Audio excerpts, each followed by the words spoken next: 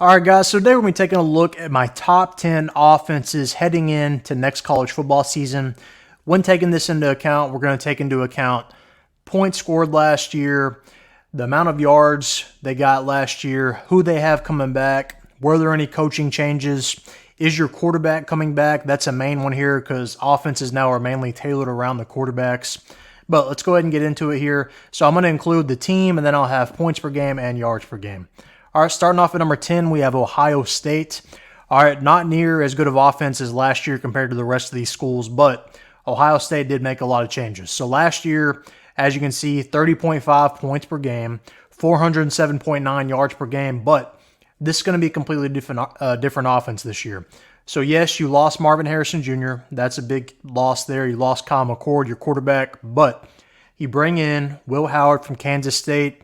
He led a top 25 offense at Kansas State, so that's going to offer you a good dual threat here. He can run it, he can pass it. You also bring in Quinshon Judkins from Ole Miss. That's a top 15 offense there in itself, talking about Ole Miss. You also bring back your running back last year, an all Big Ten guy, Treyvon Henderson.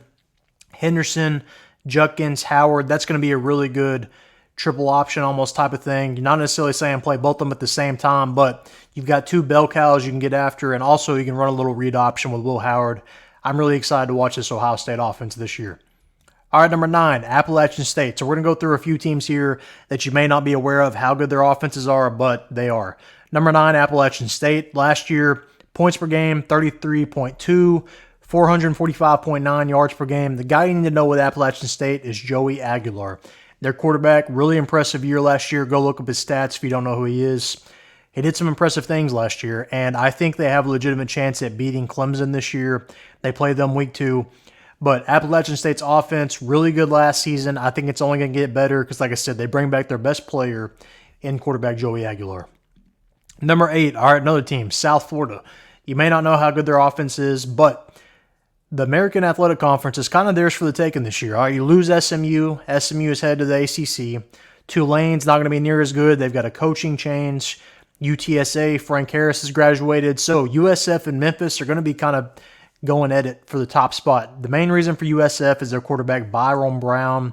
Freshman last year. You may have saw him in their bowl game. He's really impressive. He's a good dual threat guy himself as well. Only, I think, 3 offers coming out of high school D1-wise, but he's really impressive. Last year, 31.9 points per game, 451.6 yards per game. This offense is only going to be better this year.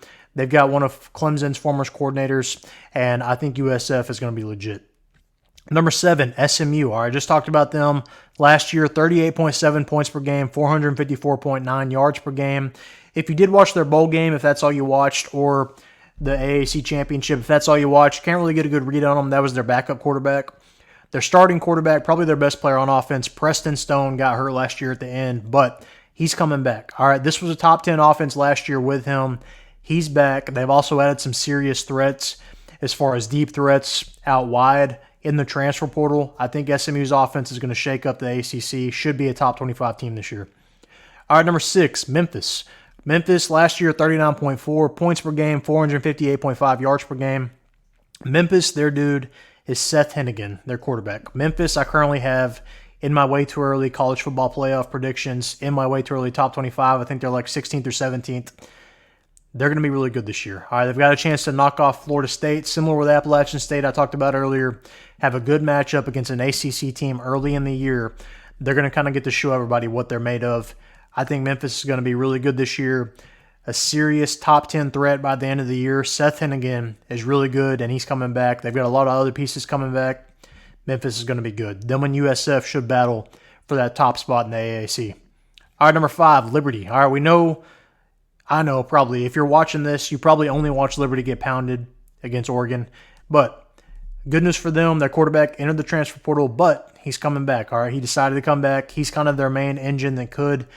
He's kind of gets their offense going. Last year, 38.3 points per game, 499.1 yards per game, almost breaking 500 there.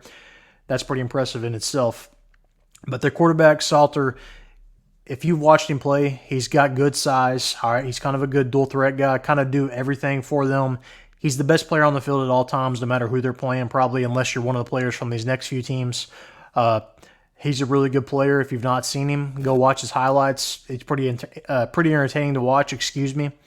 But he can run it. He can pass it. Kind of like a Cam Newton-ish type guy. I like what I've seen so far from Liberty. All right, number 4, Texas. All right, they lose some key pieces, similar to another team we'll talk about in a second, but they bring back their quarterback, Quinn Ewers. He does kind of lose every one of his weapons, but they've got some good guys coming in. Isaiah Bond, receiver from Alabama, you probably remember him. He transferred to Texas after all that happened, so he's got more weapons now that aren't necessarily named Xavier Worthy, but he's still got weapons. All right, there's going to be changes at running back, changes at receiver, but Quinn Ewers, I think, is going to be fine. He's good enough. He's got a rocket arm. Texas is going to light it up. Last year, 35.8 points per game, 477.5 yards per game. We know Steve Sarkisian's offenses can get after it. All gas, no brakes, as he says. They usually start strong in the first half, kind of slow down in the second half, but Quinn Ewers being a year older, I think they should be able to finish it in the second half and be a really good offense again. All right, number 3, Alabama. All right, not near as good of stats as some of the other teams. Last year, points per game, 34 points per game. Yards per game, 339.1. Coaching change, we know Nick Saban's out. All right, but they're bringing in Kalen DeBoer from Washington. All right, his offenses are always really explosive. We saw what he did with Michael Penix Jr. last year, going all the way to the championship. But he's got an even better quarterback now, I think, in Jalen Milroe. Jalen Milroe's throwing necessarily isn't as good as Michael Penix, I would say. But athletic-wise, Jalen Milroe is the best player on the field at all times. From an athletic standpoint, he's pretty much like a running back playing quarterback. But he can also, if he can polish that, his quarterback skills over the offseason, and I think he will, working with his coaching staff, should be able to talking about DeBoer, tailor-made this offense around Jalen Milroe, which should really help him. I'm curious to see how they kind of use his running to take this offense to the next level. I think it's going to be really good this year. All right, number 2, Georgia. Similar to Texas, lost a lot of your key pieces, lost McKonckey, lost Brock Bowers, but you got some guys coming in from the transfer portal. You've got ETN coming in from Florida. I don't know, I think he got arrested, but he may be there. I don't know. Who knows? Last year, points per game, 40.1. Yards per game, 496.5. They've got their quarterback back, Carson Beck. You know they're going to have talent on the field all over the place, so even if he's losing guys, they're going to replenish them somehow. I think Georgia's offense should be good again. Carson Beck, first-round quarterback. All right, and number 1, we have Oregon. Points per game last year, 44.2, not 400. That'd be a little insane. 44.2 points per game, 531.4 yards per game. Their offense was really good last year. As always, it's kind of always to be expected from Oregon. You've got to change at quarterback. You lost Bo Nix, but they're bringing in Dillon Gabriel from Oklahoma.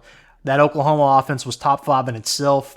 I've been really impressed when I've watched Dillon Gabriel. I think he's one of the lesser talked about guys that was in the transfer portal that's actually going to take this team to the next level. I know Oregon's, up there with everybody as far as Ohio State, Georgia, Alabama, and Texas.